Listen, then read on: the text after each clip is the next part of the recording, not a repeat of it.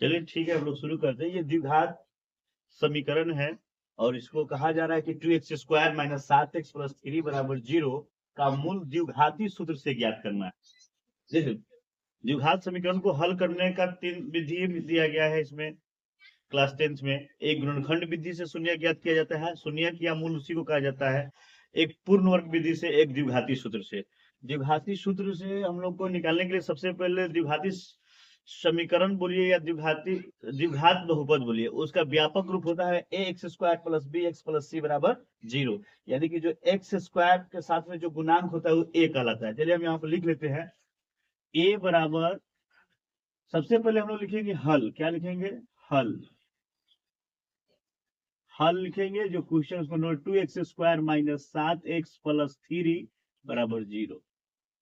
a बराबर क्या हो जाएगा? a बराबर 2, b बराबर -7 और c बराबर हो जाएगा 3। देखिए, और द्विघाती सूत्र से द्विघात बहुपद का शून्यक या मूल ज्ञात करने के लिए सबसे पहले आपको विवेचक या विविक्तर मालूम होना चाहिए।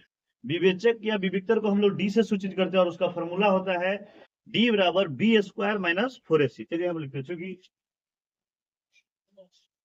डी बराबर b² माइनस 4ac।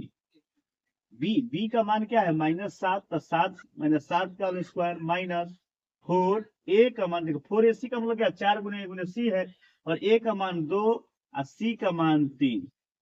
तो 7 7 49, माइनस माइनस प्लस हो गया, माइनस 4 दूना 8, 8 3 24। 49 में से 24 घटेगा कितना आएगा? 25। 25 आ गया। अब हमको डी मालूम चला गया। अब हमको क्या निकालना है? शून्यक निकालना है, तो आसानी से निकल जाएगा। चलिए देखिए, आप लोग x बराबर फॉर्मूला होता है minus B plus minus root under D बटा 2a। और यहीं पे इसको हम लिख सकते हैं, यहीं पे लिख दीजिए इसके बराबर में माइनस बी, तो माइनस और बी का मान -7 plus minus root under D का मान कितना है? 25 बटा 2 गुने ए का मान कितना है? 2।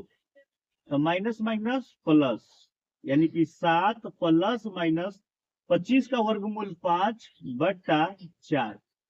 कहने का मतलब है 7 में 5 एक मर्तबा जुटेगा, मतलब एक में एक मर्तबा। जो पहला शर्त है कि 7 में 5 को जोड़ना है, दूसरा का है कि 7 में से 5 घटाना होगा। चलिए यहाँ पर हम लोग लिख लेते हैं 7 प्लस 5 बट्टा 4, एक हो जाएगा हमारा 7 माइनस 4 5 बट्टा 4।